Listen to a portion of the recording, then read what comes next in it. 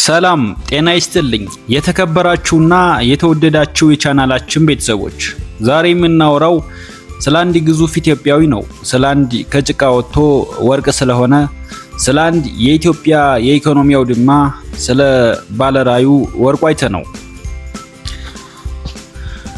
ብዙዎች ቤተመንግስት ፊቱን ሲያዞርበት ወርቋ ከተመለት ኤምፓየሩ ፈረሰ ብለው ሲያሾፉና በደስታ ሲጨፍሩ ነበር። ነገር ግን እነዚህ የጥፋት መልእክተኞች አንድ የረሱት ነገር አለ። ወርቁ አይተነው የተሰራው ከጽናት ነው።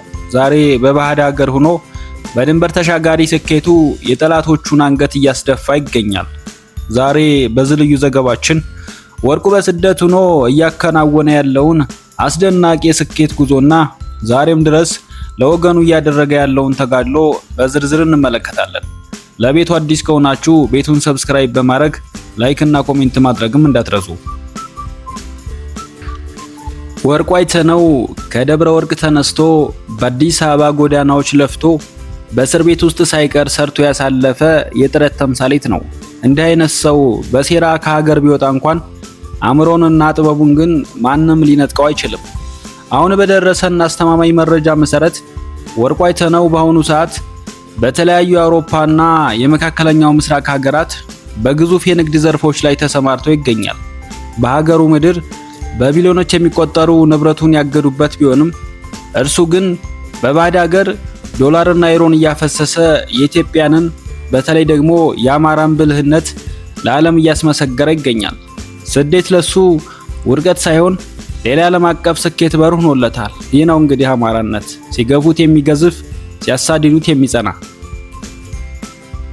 ወርቁ አይተነው ዛሬም በቅንጦትና በምቾት መኖር ይችል ነበር። ነገር ግን ልቡ ያለው እዛው ጎንደር፣ እዛው ጎጃም፣ እዛው ወሎና እዛው ሸዋ፣ እዛው ተገፍቶ በሚሰቃየው ወገኑ ዘንድ ነው። መንግስት ንብረቱን አግዶ ፋብሪካውን ዘግቶ ባለበት በዚህ የጭንቅ ሰዓት ወርቁ ግን ከባዕድ ሀገር ሆኖ ለወገኑ የሚዘረጋው እጁ አልታጠፈም።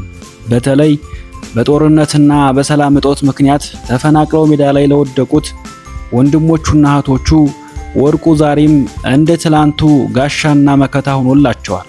የኔ መኖር ትርጉሙ የሚኖረው ሕዝቤ ሲኖር ነው የሚለው መርሁ በስደት ሆኖ አልተቀየረም። ይህ ሰው ለራሱ ብቻ አልበለጸገም፣ ለወገኑ የሚተርፍ የአማራ የልማት ሐውልትም ነው። ለምንድን ነው በወርቁ ላይ እንዲህ ያለ የጥፋት ዘመቻ የታወጀው? መልሱ ቀላል ነው። ወርቁ አይተነው የአማራን ክልል በኢኮኖሚ ራሱን እንዲችል ለማድረግ የተነሳ ግዙፍ ባለራዕይ ስለነበር ነው። ያ በ5 ቢሊዮን ብር ወጪ የተገነባው የዘይት ፋብሪካ ዛሬ ዝገት እንዲበላው የተደረገው በብድር ስም ህንፃዎቹ ለጨረታ የሚቀርቡበት ወርቁን ለመጉዳት ብቻ ሳይሆን የአማራን የኢኮኖሚ አቅም ለማንበርከክ የታለመ ክፉ ሴራ ነው። አንድ ብርቱ የአማራ ባለሀብት ከታጠቀና ከበለጸገ ክልሉ ራሱን ችሎ እንዳይቆም የሚፈልጉ አካላት የፈነገሉት ሴራ ነው። ወርቁን ማሳደድ ማለት በሺዎች የሚቆጠሩ ወጣቶችን የሥራ ዕድል መግደል ማለት ነው። ነገር ግን እውነት ዘግይቶም ቢሆን መውጣቱ አይቀርም። በመጨረሻም ወርቁ አይተነው ሁሌም እንደሚለው ራስን አታታል፣ ምንም ያህል ጊዜ ቢፈጀውም ውጤቱ በእርግጠኝነት ይመጣል ይላል። ዛሬ ወርቁ በስደት ቢሆንም ነገ ግን የታገቱት ፋብሪካዎቹ ተከፍተው የደብረ ማርቆስ ጭስ ወደ ሰማይ አብቦ ወገኑን ዳግም የሚጠቅምበት ቀን ሩቅ አይሆንም። የተከበራችሁ ቻናላችን ቤተሰቦች፣ እናንተ ስለዚህ ቆራጥ ባለሀብት ምን ትላላችሁ? ይህ የወገን ደራሽና የጥረት ተምሳሌት የሆነው ሰው እንዴት ትመለከቱታላችሁ? ሐሳባችሁን በኮሜንት መስጫ ላይ አስፍሩልን። ቪዲዮውን ላይክ እና ሼር በማድረግ ወርቁ አይተነው ያለንን ክብርና አጋርነት እናሳይ። ድል ለእውነት፣ ድል ለተገፋው ባለሀብት። ስለተከታተላችሁኝ አመሰግናለሁ። ቸር ሰንብቱ።